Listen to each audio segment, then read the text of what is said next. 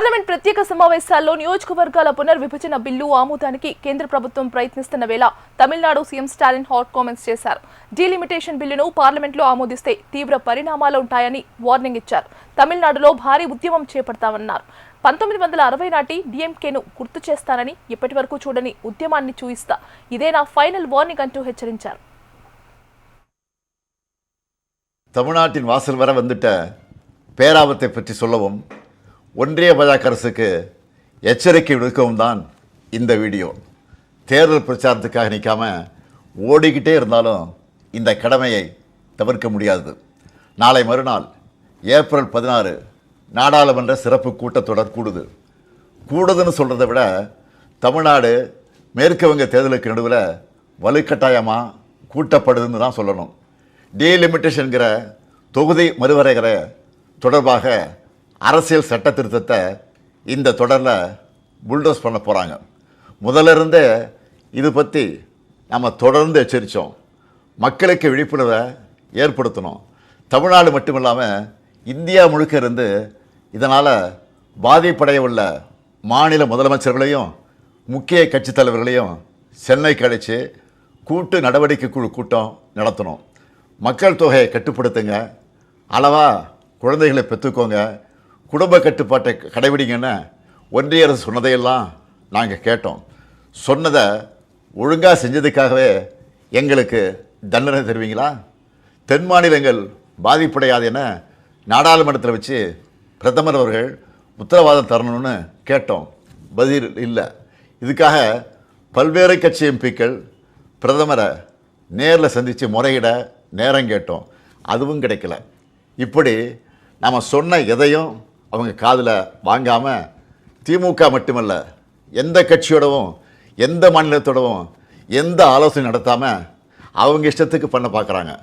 நேற்று மரியாதைக்குரிய அம்மையார் சோனியா காந்தி அவர்களும் நாம் கேட்குற அதே கேள்விகளை கேட்டிருக்கிறாங்க. பிரதான எதிர்க்கட்சியான காங்கிரஸ் உள்ளிட்ட யாருக்குமே பதில் இல்லை. இப்படி அவசரமாக டீலிமிட்டேஷன் பண்ண நினைக்கிறது பாஜக அரசோட அப்பட்டமான ஜனநாயக விரோத செயல். இன்னும் சொன்னால் மாநில உரிமைகளை படுகொலை பண்ணியிருக்காங்க.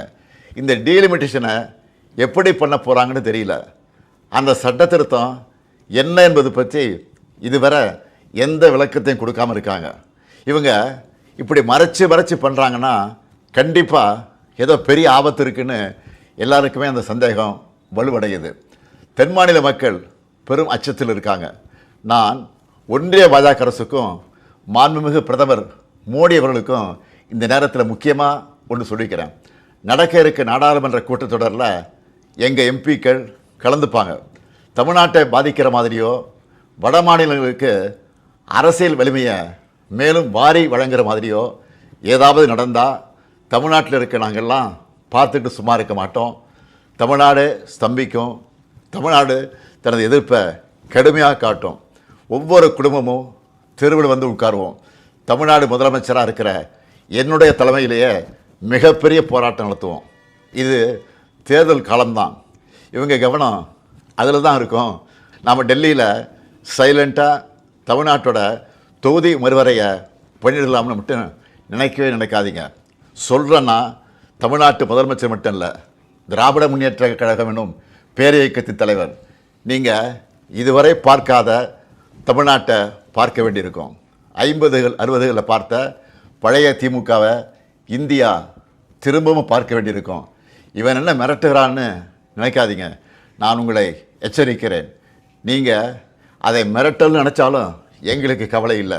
ஆம், தமிழ்நாட்டிலிருந்து அனுப்பி வைக்கப்படும் எச்சரிக்கை இது. தேர்தல், ஆட்சி அதிகாரம் இதெல்லாம் எங்களுக்கு 2ஆம் பட்சம்தான். நாங்கள் சுயமரியாதைக்காரங்க. எங்களுக்கு கொள்கை தான் முக்கியம், மாநில உரிமைகள் தான் முக்கியம். அதுதான் பேரறிஞர் அண்ணாவும் முத்தமிழறிஞர் கலைஞரும் எங்களுக்கு கொடுத்துட்டு போன உயிர் கொள்கை. தமிழ்நாட்டுக்கு தவறடிச்சிட்டு வழக்கம் போல் சும்மா கடந்து போக நினச்சா நடக்கிறதே வேறு. சட்டமேதை அண்ணல் அம்பேத்கர் அவர்களின் பிறந்தநாளில் அவர் மேல் ஆணையாக சொல்கிறேன், தமிழ்நாடு பாதிக்கப்பட்டால் இந்தியாவையே திரும்பி பார்க்க வச்சுடுவோம். மாண்புமிகு பிரதமர் மோடி அவர்களே, மீண்டும் சொல்கிறேன், இது தமிழ்நாட்டிலிருந்து உங்களை நோக்கி விடுக்கப்படக்கூடிய